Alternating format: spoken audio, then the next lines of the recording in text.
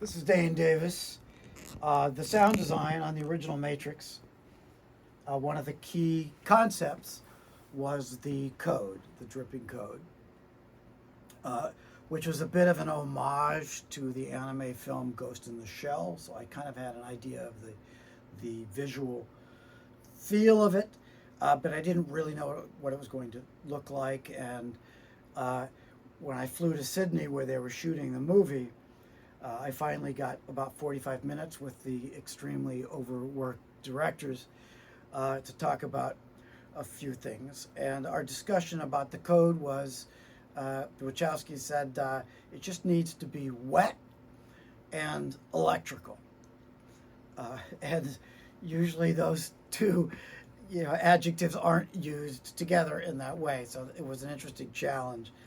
And I experimented in the very beginning, before I even went to Sydney, with trying to come up with a digital texture, a kind of graininess that felt somehow organic enough to be, real, feel, and yet was clearly mathematical in a sort of quantized way, like getting the general aesthetic for the whole movie. This is before I really made any sounds in the movie. So I experimented with a version 1 of a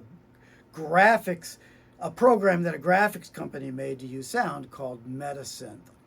And I just played around a lot. I did a lot of just long improv sessions, putting sounds into that program, and among many other programs. But that's the one that sounded the most natural and yet somehow completely synthetic at the same time.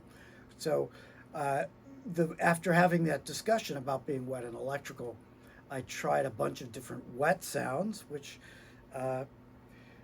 is another kind of challenge, right? Because of the texture and the dynamics and the shape of water is of no use for producing sounds generally, because there is an average about it. It's kind of out of focus as a sound. So I couldn't use individual drips. I played around with that. But I stumbled upon this recording of raindrops in a barrel that had just the right foreground to background kind of proportions, and it had just enough metallic nature to it to work as a starting point for the code. So then I manipulated it, doing several different steps, all using the Metasynth program. And in between several of the layers, I used the first noise reduction program called DINR that DigiDesign came up with. But I used it in reverse. So I put it in audition mode to listen to the noise that was being filtered out, and that's what I rendered, was the noise. And what it did was took all of the thickness out. Anything consistent or anything that program interpreted as program material as opposed to noise was filtered out. So I was just left with the sort of random debris of that sound, which worked very well, like I said, in between a couple of the other digital processes to keep the sound clean and distinct and have a good texture to it. So here are the layers that went into it.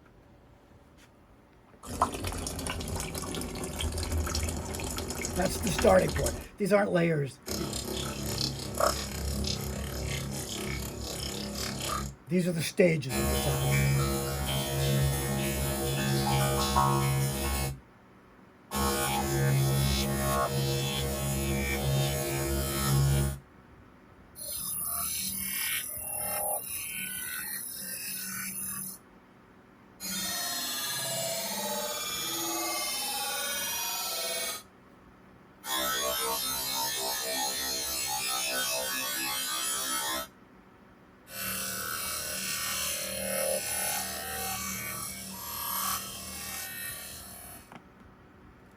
And in the end, what you hear are combinations of some of the layers. Uh, in the movie, there's uh, I don't know, there's about 30 different variations of code as it kind of, our perceptions of it evolve, and the characters learn to decipher it. They learn to see the code and see blonde, brunette, or redhead, as the character Cipher says. So I wanted there to be a quality of the audience learning to interpret the code as something we can relate to and not as purely abstract. So the purpose of making these layers is to sort of change the proportions as they evolve through the movie.